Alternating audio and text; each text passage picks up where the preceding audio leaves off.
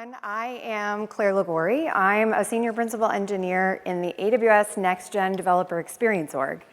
And what that means is that I focus on how generative AI can transform the builder experience on AWS. So that's why I'm so excited to introduce you today to Amazon Q, your new assistant and expert guide for building on AWS. So today I'm going to give you an overview of Amazon Q. I'll tell you about a few of the capabilities of Q. I'll demo some of those capabilities as a day in the life of a developer using Q. And then I'll talk a little bit about how to get started with Q. So I'm really excited to dive deep with you on Q today, which is available in preview. So Q is a new type of generative AI-powered assistant designed specifically for work.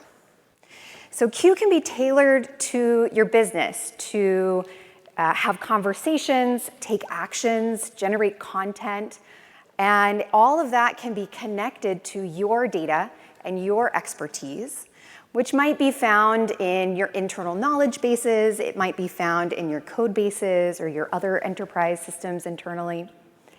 And when you're chatting with Q, you can use it to streamline some of the tasks you do in your everyday work, or you can even use it to spark creativity and innovation in your work. Q has multiple areas of expertise to cover the different users and different roles within your company and the work that they do. First, Q is an expert in your business. You can connect Q to your company's information repositories and enterprise systems. Q is also an expert in building on AWS. It's been trained on 17 years worth of AWS information and knowledge to transform the way that you build, operate, and maintain applications and workloads on AWS. Amazon Q in Amazon QuickSight, which is our business intelligence service, allows your employees to ask questions of their dashboards and to quickly create new dashboards by simply describing the data that they want to see visualized in natural language.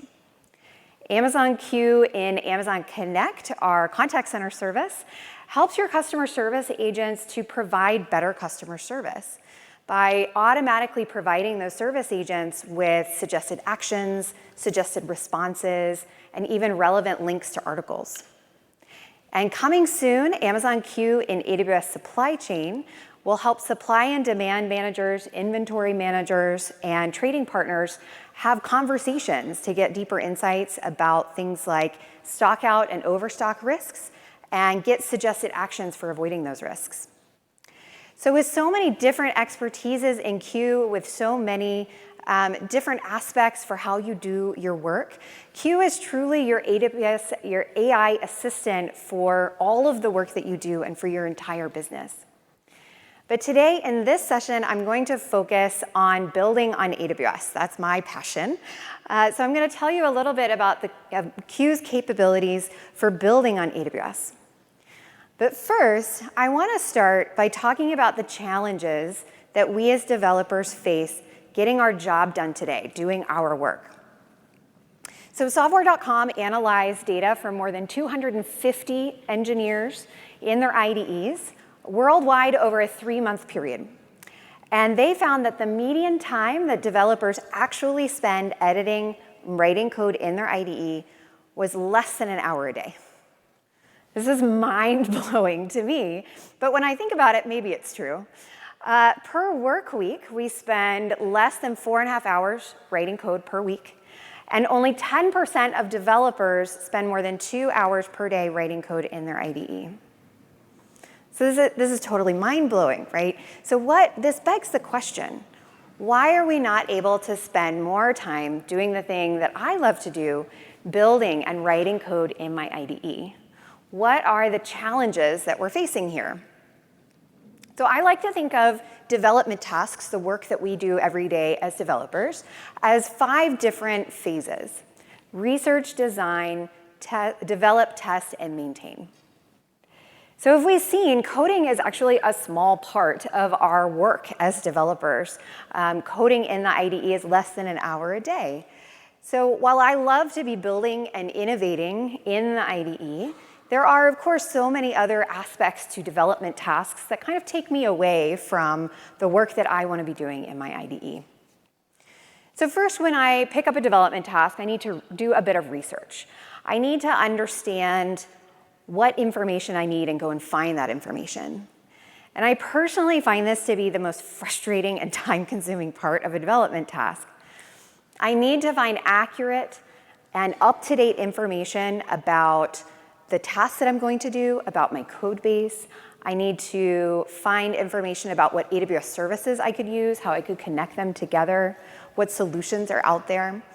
And so if you're anything like me, you spend a lot of time looking through AWS documentation, looking through blog posts, searching on Google, getting on Stack Overflow, all before I get into my code base in my IDE. I have to spend all of this time doing this. And as part of researching, you might also be researching what's the future for your application. What other powerful features could you add to your application? What re-architectures and refactoring or optimizations could you be doing? And turning those into the next development tasks you might pick up. Ooh. So when I move into the design phase, I need to plan out my approach to a task. What are the code bases that are going to change? What are the changes that I need to make?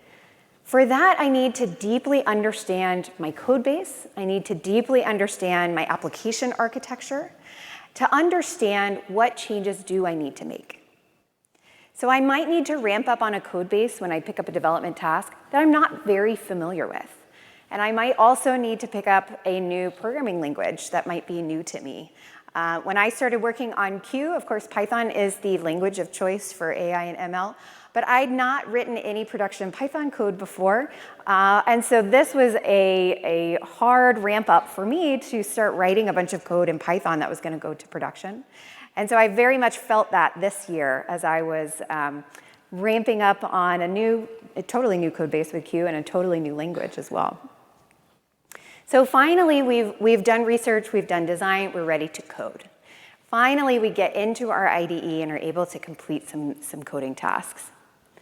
But after we've completed those coding tasks, we might need to write tests, we might need to run tests, we might need to troubleshoot bugs. And I'm sure we've all experienced the frustration of spending hours and hours troubleshooting bugs, trying to figure out what the problem is, why our tests aren't passing. And of course, all code bases require ongoing maintenance. This could involve upgrading dependencies, it could involve patching, upgrading programming languages, and of course, most days I spend a bit of time doing code reviews for the other members of my team when they've completed their development tasks. So with all this, it's no wonder that we're spending less than an hour a day in the IDE. But I believe that a huge shift is coming in the way that we developers do our work day to day. And I believe that that huge shift is Amazon Q. I believe that Q will transform the daily developer experience across research, design, develop, test, and maintain. Q will become part of all the phases of development tasks and be with us throughout the day as we're doing our development work. I think it will transform the way that developers onboard to teams and ramp them up and become productive faster with Q. And I believe that it will transform how quickly we can build more powerful applications with Q. So from how we find information to how we write code and generate code to figuring out bugs and all the way to doing our code reviews. Q will even brainstorm with us. What are those next additions to our applications? How can we make our applications more powerful and even optimize application performance and spend? So Q's expertise in AWS makes it your generative AI-powered assistant that gives you expert guidance on building, maintaining, and operating applications on AWS. You can ask questions about AWS to Q, and it will give you quick, accurate responses. And you can even complete complex development tasks faster with Q's guidance and its ability to generate code. And with Q, you can learn, you can explore, you can learn how to get started, you can explore how to build secure and scalable applications, and you can optimize your application performance and spend. Q is powered by generative AI, and it's been trained on 17 years worth of AWS information and knowledge. So it's trained on AWS documentation, blog posts, SDKs, APIs, as well as open source data and code. So let's dig into a few of the capabilities of Q for developers. So Q helps you learn, explore, and take action. You can ask questions about AWS services and features. You can even get guidance on architectural best practices for your applications on AWS. Q will even help you select the optimal EC2 instance type out of over 600 possible instance types today. You can use Q to troubleshoot errors that you might see in the console, and you can use it to troubleshoot issues connecting to EC2 instances and other network issues. You can even use it to connect to AWS support to get deeper guidance. Q also helps you with your development tasks. You can ask it questions about your code and about AWS. You can use it to refactor, optimize, and fix your code. And you can even use it to write your tests for you. Q can plan and write complex features for you. This is a feature we call feature development, which I really believe is pushing the boundaries of what generative AI can do for us as developers, taking on entire tasks from our backlog for us. Q can also help you with how much time you spend code reviewing. It can summarize pull requests and code review feedback so you get up to speed on a pull request much faster. And it can upgrade programming languages for you. So because Q is transforming the way you do your work, it's of course available where you do your work today. You might start your day with Q in the console or on the documentation website.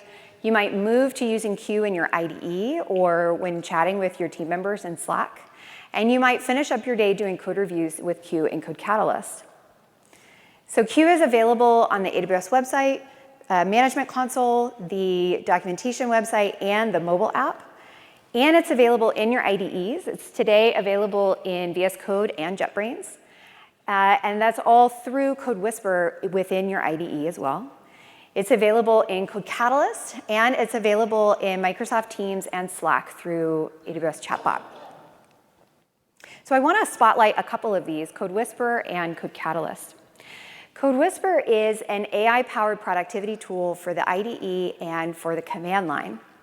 So Code Whisperer is a tool that I use every day in my IDE, and it generates code recommendations for you in the IDE as you're typing.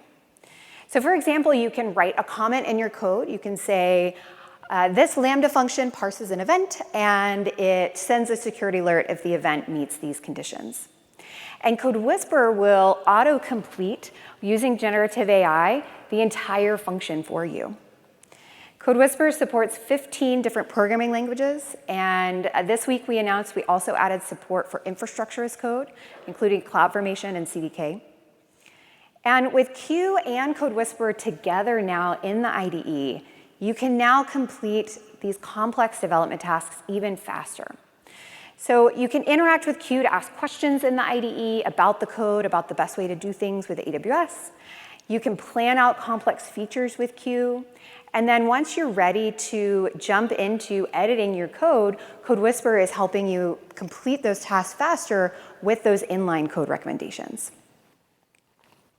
Code Catalyst is a unified software development service that supports you across planning, development, and delivery of your software projects on AWS.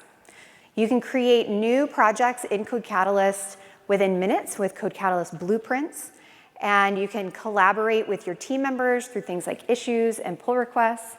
You can open up your projects in personal development environments in the cloud, and you can deploy those software projects using CI/CD pipelines. So Q shows up in Code Catalyst almost as a user, as another member on your team. Q can summarize changes in a pull request and summarize the feedback that that pull request has already received for you. You can even assign issues to Q. This is our feature that we call feature development. So Q will take the description of a new feature. Let's say I want to add an API to an existing service, and you can assign that issue to Q, almost like assigning a development task in your backlog to another member of your team. And Q will go off and generate a plan, an approach to that, and then it will generate a pull request for you. And so at that point, you're truly sort of interacting with another member of your team. You can leave feedback, comments, and it will go off and generate a new revision for you. So now that we've seen some of the capabilities of Q, let's see them put into action. Let's walk through a day in the life of a developer using Q and see how Q transforms the daily life of developers. So let's say I am brand new to a software development team, and I'm working on this new generative AI-powered application that my team is working on launching. So it's not quite finished yet. This application is a tool that gives me information about documents that I upload to the tool. So it will first use generative AI to summarize the contents of the document, and then it will generate a visual word cloud of that document's contents as well. The architecture for this application is multi-tier. It includes a front-end application, 2 back-end APIs. The back-end APIs include, first, the content summary generator. So this is a Lambda function that leverages Amazon Bedrock to summarize the document using generative AI. And second is the word cloud generator Lambda function. So I have a mix of programming languages going on here, which you'll see in the demo. My front-end application is written in Python, the content summary generator is written in TypeScript, and the word cloud generator is written in Java. So I'm pretty excited about joining this new team and working on this new application and helping this team launch this application. So let's take a look at the development tasks that my team has assigned to me to help get the application towards launch. So I've picked up 4 development tasks to get this application ready for launch. And normally this would take me weeks, if not months, to complete. And with Q's help, we're going to do it in a few minutes. So let's work on this first task, upload word cloud images to S3. What could that mean? So currently the word cloud API, we're seeing a sample response here. It returns the raw image data for that generated word cloud image directly in the API's response. And you can see the sample here. My team lead has decided it would be better to upload the generated image to S3 first, and then just return a link in the API's response. So let's go make that change. Remember that I am very, very new to this team, and let's also say I'm very new to AWS. I'm not even sure what S3 is. So I go into Q in the console to get answers to my questions. You can find Q in the right-hand panel, and that will pop up Q where I can ask questions about AWS. And this is pretty embarrassing, but I first need to ask, what is S3? And Q is going to give me a clear, accurate answer about S3.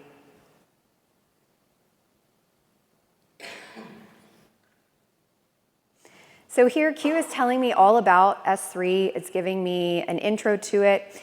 And then it even gives me links to some further documentation so I can go and explore and learn more about what S3 is. But I can also ask a question that's a little bit more directly related to my development task. I'm asking, how do I upload a file? So Q has the context as part of this conversation to realize I mean upload a file to S3. And so it's giving me a sample AWS CLI command for how to upload a file to S3.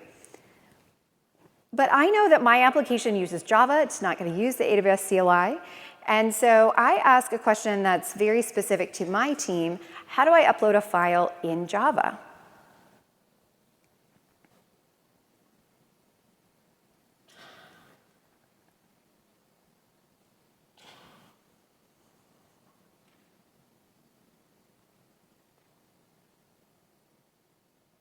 So the answer here that comes back from Q is going to tell me how to use the AWS SDK for Java to upload the file. And it even gives me a code sample that I can use, copy and paste, and go into my IDE and get started.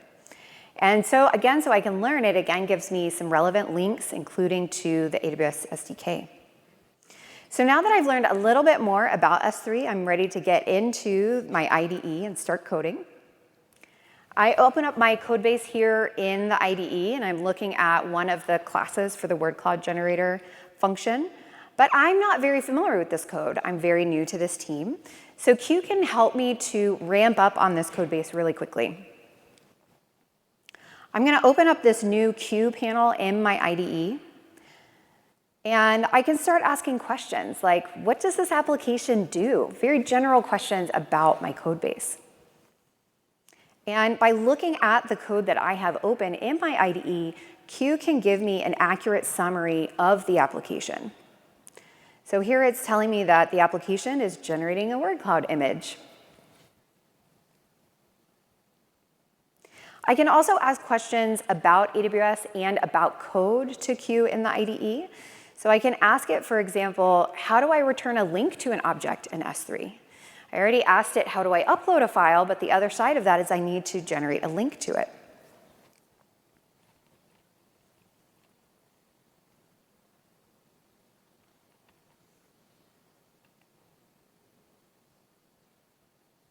So here Q is explaining S3 pre-signed URLs to me as the recommended way for returning a link to the API caller to that new object in S3 that has the word cloud image. And it tells me a few of the basic steps, but I would love some sample code from Q. So I'm going to ask it, how do I do that in Java? How do I create a pre-signed URL in Java?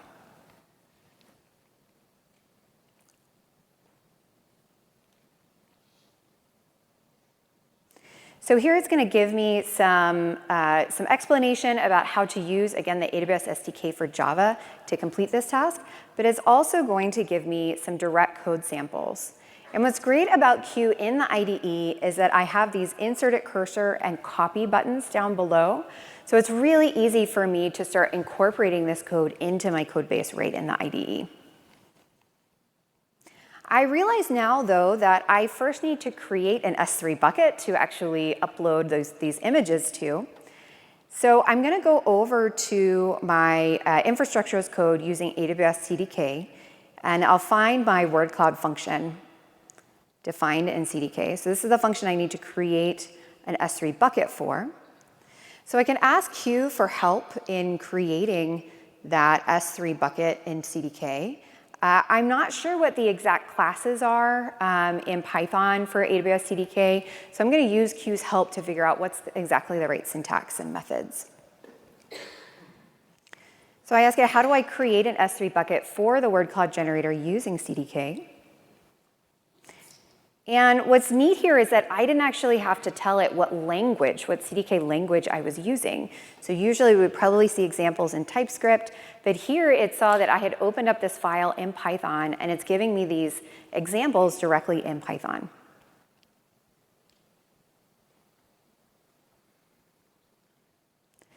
So I'm going to go ahead and it's also giving me some links where I can dig into some more information. I'm going to go ahead and copy and paste this definition over into my code and edit it a little bit.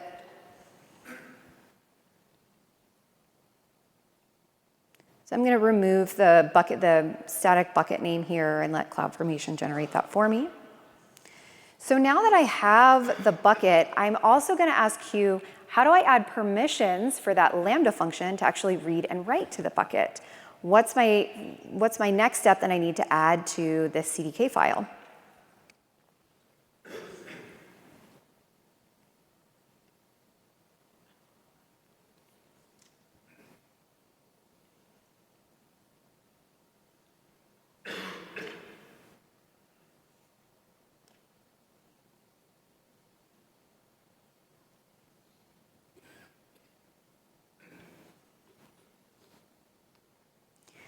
So here it's again giving me examples in Python, and because it's using generative AI for these samples, it's actually using the exact right variable names that I needed. So it looked at the file that I had open, and it used word cloud Lambda function and word cloud bucket that were already existing in my file. So I inserted that at my cursor, and now I have that. But I also need to provide the name of the bucket to the Lambda function, so it knows which bucket to upload that word cloud image to. I'm not really sure what the parameter name is in Lambda functions in CDK for environment variables. So I'm right-clicking on the code and sending the code snippet to the Q prompt. And then I can ask it questions specifically about this snippet of code from my file. So I'm going to ask it, what is the parameter to add an environment variable?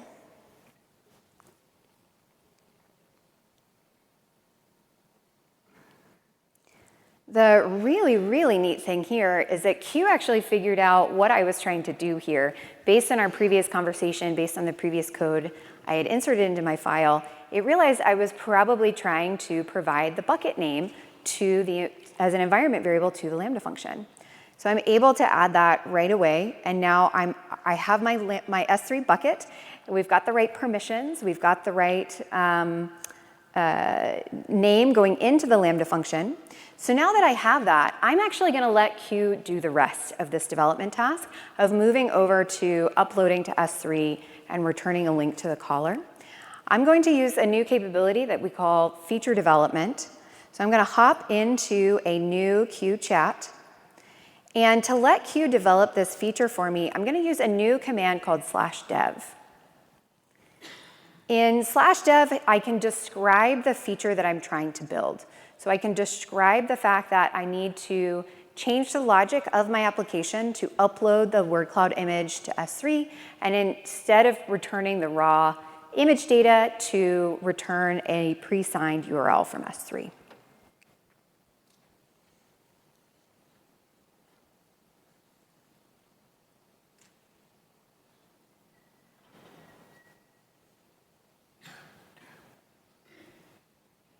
So the feature development capability looks at your entire code base and tries to figure out what are all of the different changes that I need to make. And it first comes up with a plan. So a plan describes at a high level all the changes that Q thinks it needs to make in my code base to complete this feature.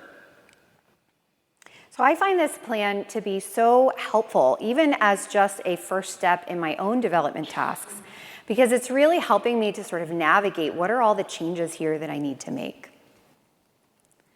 So you can use this planning standalone when you're using /dev, and you can use it to sort of help you to tackle a task and then jump into coding yourself.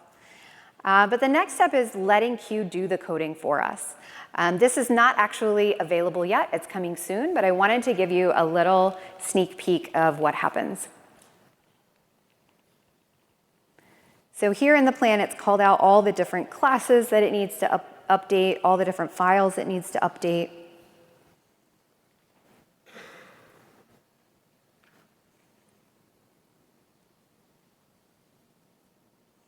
And when I click write code, it's going to go off and generate that code and then come back with a diff for me.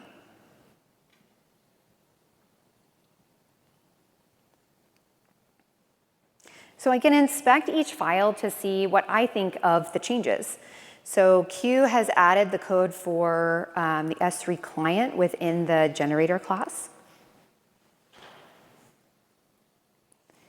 It uses that client to upload the image to the bucket defined by the bucket name environment variable.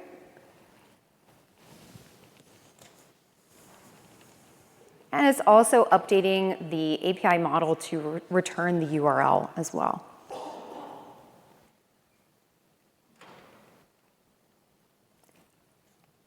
So here it's changed my API model to add a different field. And here it's also attempted to update the unit tests. So this is one of the really great parts of this sort of holistic feature development capability is that it also writes those tests for you based on what code it wrote. But I now have the opportunity to give Q some feedback about the code, to tell it what tweaks or different approaches I want to take and get the code generated again. So this is very similar to maybe how you would interact with a team member on your team as they're kind of going through their first development task, where you kind of walk them through what are the changes that you want them to make, what are the best approaches. So Q asked me, how can the code be improved?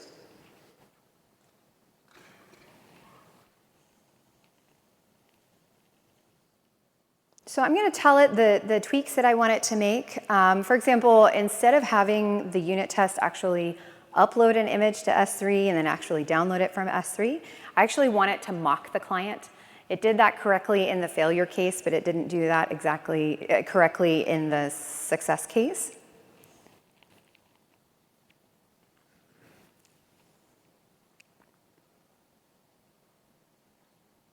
And this is where we're sort of becoming prompt engineers, generative AI prompt engineers, where it's really important to be very clear with Q or any other AI about what it is we actually want and being very clear with our instructions. And so I found that I've gotten a little bit better over time at giving feedback to Q to get the successful code that I want.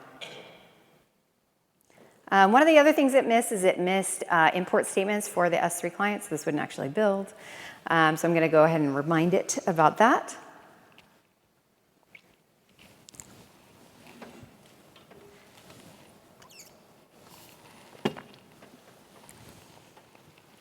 And it also missed updating my Maven configuration file to actually add the S3 client, add the AWS SDK as a new dependency.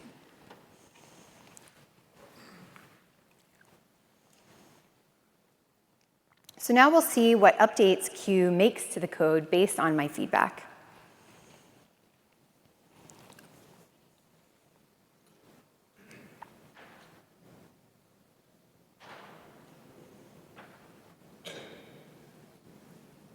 So here it comes back with a new diff based on the new set of changes that it's made. So I can also go ahead and inspect them. And here it successfully added those missing imports that it missed the first time. It still has all the changes from the previous go-round.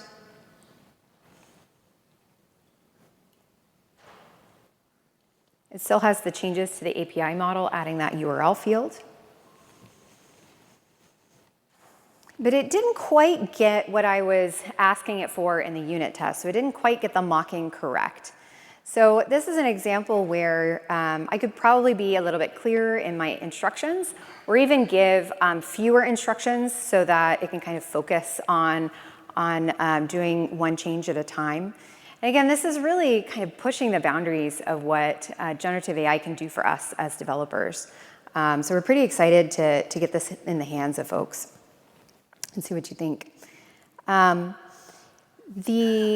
this point, I can either keep iterating, I can keep giving Q some more feedback and get more diffs, or I could go ahead and sort of take the code that's kind of 80% there and apply it in my local IDE and start editing from there.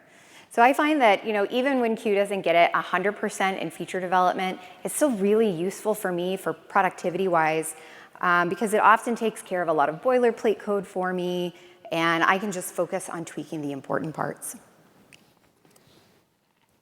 So now that I've used Q to help me make the code changes for this task, we can now see that the API response is now correctly returning a pre-signed S3 URL for the word cloud image instead of the raw image data. So I can go ahead and mark my very first task on this team as complete, and we can move on to the next one, upgrading the word cloud API codebase to Java 17. So the codebase currently uses Java 8, and we need to upgrade it to Java 17 to keep up to date and keep it secure. So I'm not exactly sure what changes I need to make to upgrade to Java 17. I have a few hints in my IDE where I'm using some internal JDK classes that it's giving me warnings about, but I'm sure that there are more changes that I need to make. So I'm going to go into the AWS panel in the IDE and click Transform to easily upgrade this project using Q. The first thing Q does is upload my local code into a dedicated environment and make sure that it builds successfully in Java 8. And then it's going to generate a plan for transforming my code to be able to compile with Java 17.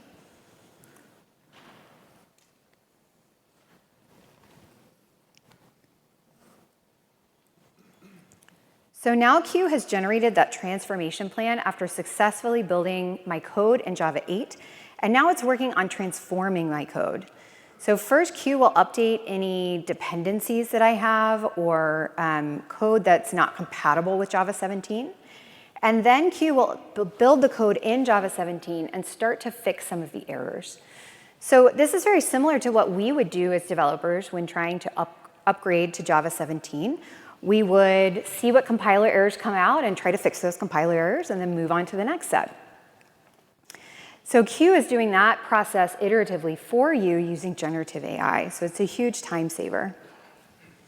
And then it's finally going to finalize the code changes and then give those back to me in the IDE.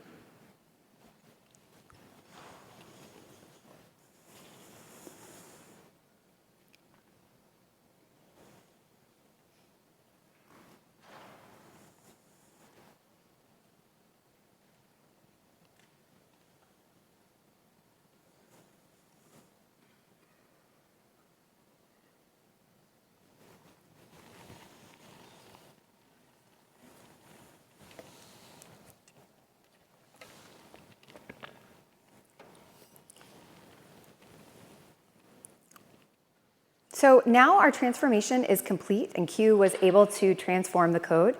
And Q changed both, we can take a look at the differences here.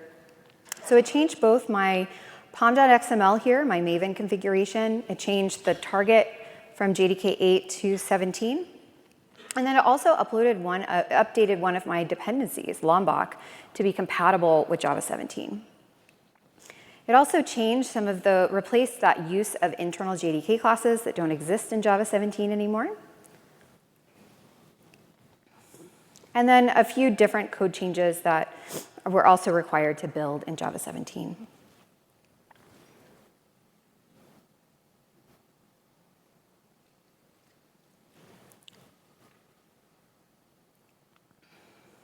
So then I can go and accept those changes and apply them locally.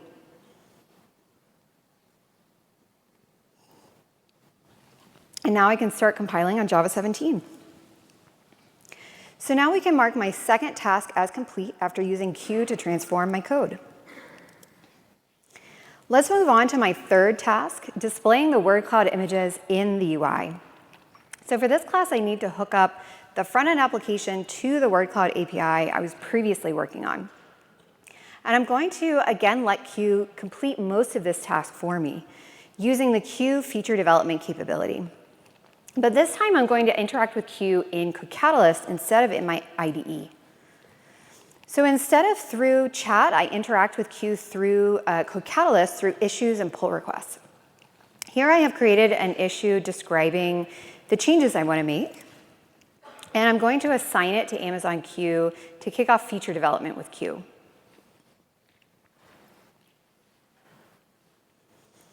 I first confirm the source code repository that Q should make changes in, and Q kicks off.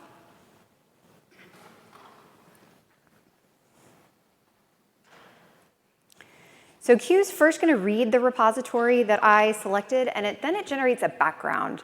And this is kind of interesting because it's describing Q's own understanding of the code base. It's able to tell me what the application does and what technologies it uses, like Docker.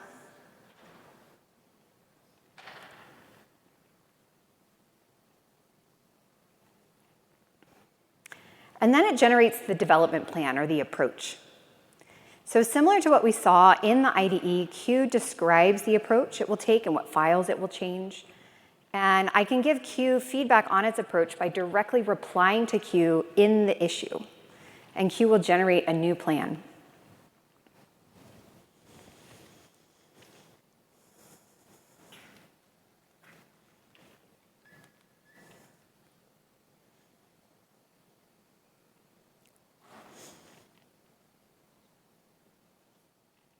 So here I have the revised approach, and I'm going to give it one more round of feedback before I'm happy with the approach. And as we saw in the IDE, this is where it's really important where we become prompt engineers, and it's important to give clear feedback.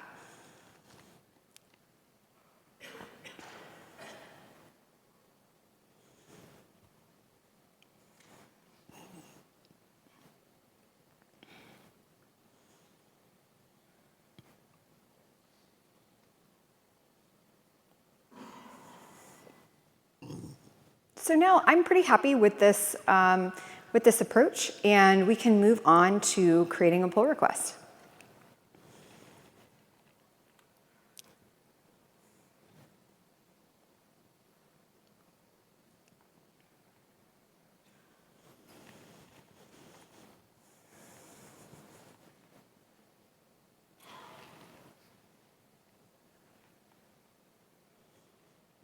So here's the pull request that Q has submitted to me for feedback. And it's done a pretty good job of generating a brand new file with the API client, but it struggled to make changes correctly in the main web page file. So I can give feedback here directly in the pull request, just like any other pull request in Code Catalyst.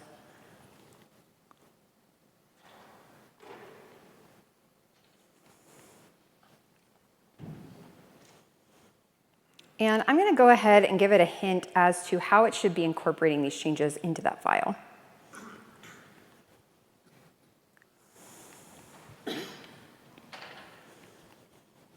I clicked on Create Revision to prompt Q to go and create another revision of this pull request based on all my feedback.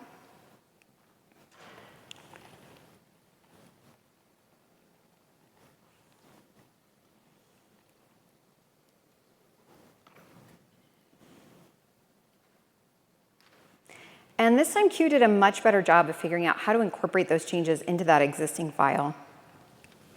There's still a few tweaks that I would make. I would say the code is about 95% of the way there.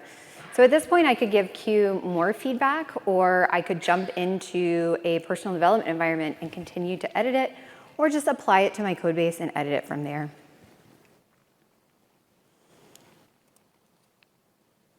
So thanks to Q's help, I now have my third development task completed on this new team. And now on to my final task. My team has set up a production environment ahead of the launch of this application, but we're seeing some permissions errors when we try to use the application in production environment. So my team would like me to figure out what's going on here. First, I'm going to go to the Lambda console and see what's going on. I'm going to go and test the function and see what permissions errors are coming back.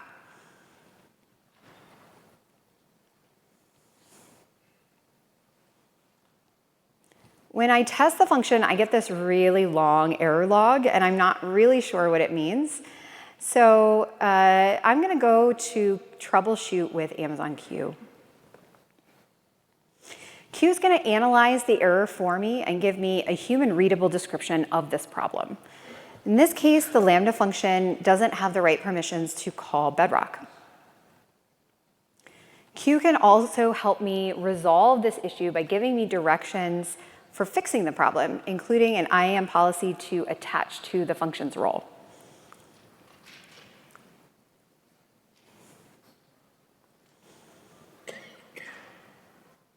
So here are the step-by-step instructions that I could follow to update the role in the IAM console and attach this policy. But I'm going to jump back into my IDE to fix it in my CDK code. And in the IDE, Code Whisperer is going to help me add those missing Bedrock permissions to my Lambda function with inline code suggestions.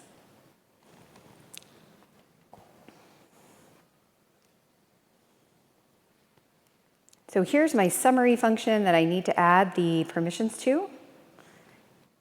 And I'm going to describe what the missing permission is based on what Amazon Q told me. And you can see the suggestions that Code Whisperer is giving me in the IDE. So that was really fast to go and make that change. So that's all done. So by troubleshooting and resolving the permission bug with S3, I'm now able to mark my final task as complete. So in just a few minutes, I've completed what would have taken me weeks, 4 development tasks as a new member of this development team on a pre-launch application. And along the way, I've also gained a better understanding of my team's application and its architecture. And that was all with my AI assistant Q guiding me along the way throughout my day and throughout all of these development tasks. So now let's see my final fully working application. So I select one of a classic novel, Pride and Prejudice by Jane Austen. I provide it with chapter 1 of the novel and wait for my summarization. And the application has called the Content Summary Generator API, which uses Bedrock to generate a summary. And then also called my word cloud API to generate a word cloud image. So as we've seen in the demo, Q helped me across the entire life cycle of my development tasks. I will confess I sped up some of those demos a little bit for time's sake, but we saw Q helping me with every development task that my team assigned to me, from our backlog, from research and designing to actually writing the code for me, to testing and troubleshooting, and all the way to maintaining my code base and upgrading programming languages. Q helped me to research what S3 is as a new member of this team and new to AWS, and it helped me design how to return pre-signed URLs to my API caller. It helped me to write the code. It gave me code snippets in the chat, code snippets in the actual file I was writing, and it even gave me most of the code I needed as part of that feature development capability. So Q helped me write tests as part of that. It helped me troubleshoot a permissions error, and it helped me maintain my code base by upgrading the version of Java that I was using. So that's an incredible amount of, I've had a quite productive day with Q helping me along the way. So now that we've seen how Q changes my day as a developer, let's take a quick look at how you can get started with Q. So Q will be available through multiple plans to meet the needs of different users. And I wanted to call out 2 of these user-based plans that will be available, Q Business and Q Builder. So these 2 plans enable you to get the right set of Q features and capabilities that you need or different users need for your work. So each of these plans have a per user per month pricing. Q Business will be available for $20 per user per month, and Q Builder will be available for $25 per user per month. So today I focused on the capabilities of the Q Builder plan. With the Q Builder plan, you get access to all of the capabilities of Q Business, of the Q Business plan. You get access to CodeWhisperer Professional tier, and you get the capabilities that I showed you today. So you can chat with Q in the AWS console and in your IDE. You can troubleshoot errors, transform code, develop features, and summarize pull requests all within that Builder plan. And these capabilities are available in preview today, right now. And the feature capability will be fully available in the IDE soon and is fully available in Code Catalyst right now. So during the preview period, you can try out Q Builder capabilities for free through the AWS console or through your CodeWhisperer and Code Catalyst subscriptions. So as part of your CodeWhisperer subscription, you get access to Q capabilities in the IDE through CodeWhisperer. And as part of your Code Catalyst subscriptions, right now you get access to try out Q capabilities in Code Catalyst. So I really encourage you to try it out today during this preview period and start seeing how it can transform how you do your work and how you work as a developer with AWS. And again, Q is available where you do your work. So I encourage you to check it out in the AWS console, in your IDE, and in Code Catalyst today. So to learn more about Q and about how to get started, you can go to this page on the AWS website to learn more about each of these capabilities and about the different plans that are available. And you can check out how Q can help you build, operate, and maintain applications on AWS. So thank you so much for joining me today. And I encourage you again to go try out Q during this preview period.